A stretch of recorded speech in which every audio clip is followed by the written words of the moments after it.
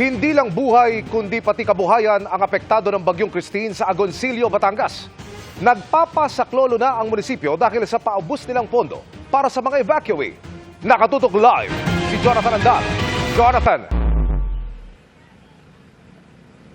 Emil, mas matindi pa raw sa pagsabog ng Bulkang Taal yung naranasang sakuna ngayon ng mga taga-Agoncillo dito sa Batangas. Ipapakita ko po sa inyo itong aming drone video na makikita yung lawak ng landslide at rumaragasang baha, yung dinaanan ng landslide na bumura sa mga bahay rito at nagpabagsak ng mapakaraming troso. Sa ngayon, 10 ang patay at 4 ang nawawala dito sa bayan ng Agoncillo.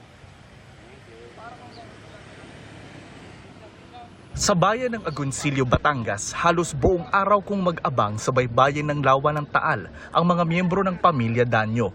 Umaasang aanurin pabalik sa kanila kahit palabi na lang ang kanilang padre de pamilya na inanod ng baha sa kasagsagan ng Bagyong Christine. Para pa kung may ng kahoy sa kanyang ulo, nagkabitaw sila.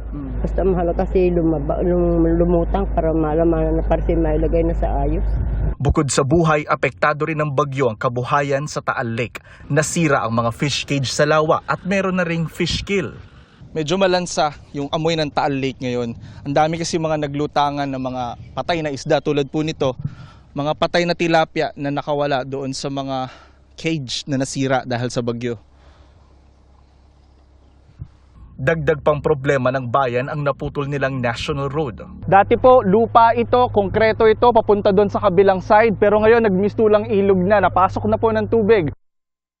Sa buong bayan, isolated ang mga barangay ng Banyaga at Bilibinwang, habang partially isolated ang Barigon. Kaya isinasakay na lang ng bangka ang mga inililikas na residente at dinadalhan ng ayuda. Pinaghahandaan din ang banta ng panibagong Bagyong Leon. Si Bagyong Leon, nakapus 8. Ay, pauwi mo na si Ryan.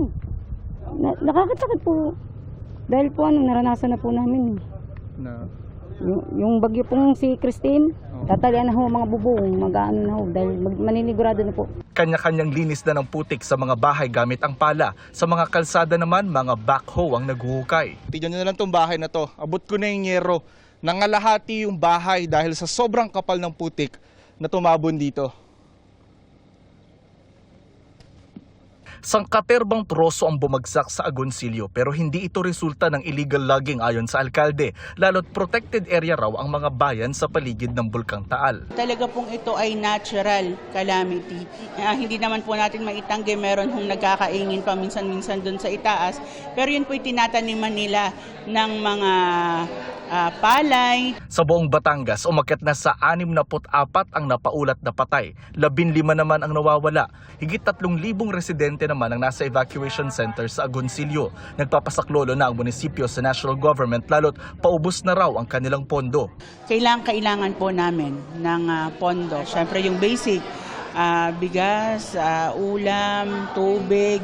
At syempre po kailangan po natin ng financial assistance para sa kanila. Sa amin pong pagtatansya, mahigit po sa 1 bilyon ang nasira po sa amin.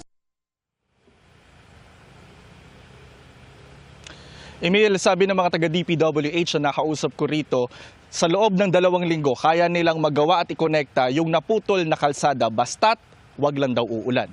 Yan ang latest mula rito sa Agoncillo, Batangas. Balik sa iyo, Emil. Maraming salamat, Jonathan Andal.